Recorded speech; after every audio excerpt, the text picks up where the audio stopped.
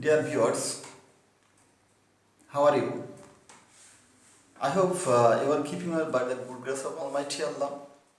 I'm fine too. I'm very happy to see your laughing face, smiling face. Okay.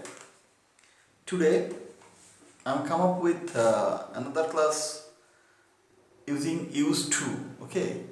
use to ব্যবহার নিয়ে আজকে ক্লাসে হাজির হয়েছি। হ্যাঁ, আমরা জানি ইউজ টু একটি মডেল ভার্ব। এটা হচ্ছে অভ্যাস বোঝায়। ওকে।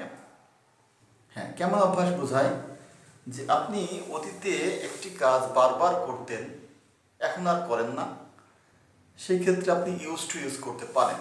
যেমন আমি বলতে পারি যে আমি নদীতে গোসল করতাম, তাহলে I use to take bath in the river.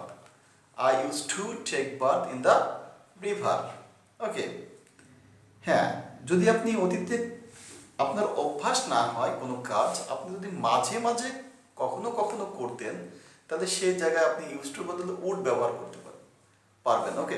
যেমন আমি যদি বলি যে হ্যাঁ, আমি মাঝে মাঝে ফুটবল খেলতাম, আমার অভ্যাস ছিল না, তবে মাঝে মাঝে খেলতাম, তখন আপনি বলতে পারেন যে I would play cricket sometimes.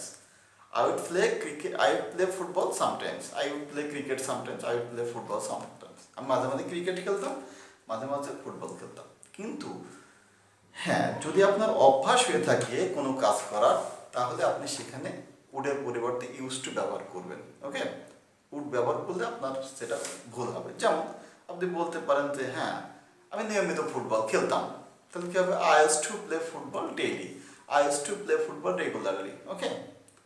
তো এখন অতীতের অভ্যাস যদি আপনি বর্তমান পর্যন্ত টেনে নিয়ে আসেন, অতীতের অভ্যাস যদি আপনার মাঝে এখনো চলতে থাকেন, আপনি যদি অভ্যস্ত হয়ে যান, তাহলে সেখানে কিভাবে আপনি সেটা কিভাবে বলবেন? হ্যাঁ, সেখানে ইউজ টুর আগে আপনাকে বি ভার্ব যোগ করতে হবে। বি ভার্ব মিনস, যেহেতু বর্তমানে কথা বলতেছি, আপনাকে এম ইজ আর, আর এম ইজ আর যদি আপনি ইউজ করেন, তাহলে ইউজ টুর পরে আপনাকে ভার্বের সাথে আইএনজি যোগ করতে হবে। ওকে।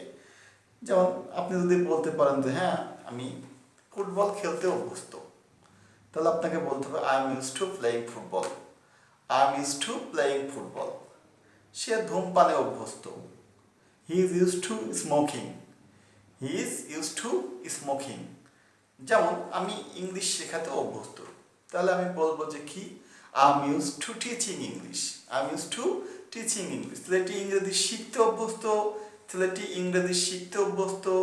দি boy is use to learning English. The boy is use to learning English. ওকে।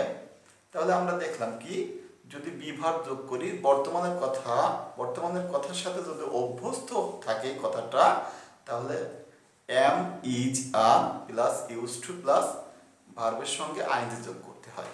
ওকে।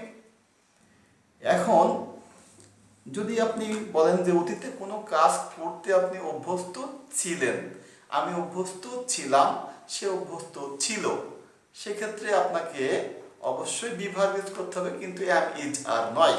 সেক্ষেত্রে আপনাকে ওয়াজ ওয়ার ইউজ করতে হবে। হ্যাঁ, এম ইজ আর ইউজ করার পরে যদি আপনি যেহেতু ভার্বের সঙ্গে আইএনজি যোগ করেছেন, সুতরাং ওয়াজ ওয়ার যোগ, ইউজ টুর আগে ওয়াজ ওয়ার বসালেও আপনাকে অবশ্যই ভার্বের সঙ্গে আইএনজি যোগ করতে হবে। যেমন যদি বলা হয় হ্যাঁ, ছেলেটি এখানে আসতে অভ্যস্ত ছিল, তাহলে আমরা বলবো the boy was use to coming here. The boy was use to coming here. Okay. আমি ফুটবল খেলতে অভ্যস্ত ছিলাম। I was used to playing football. I was used to playing football. তারা ধূমপানে অভ্যস্ত ছিল। They were used to smoking. They are used to smoking. Okay? They are used to smoking.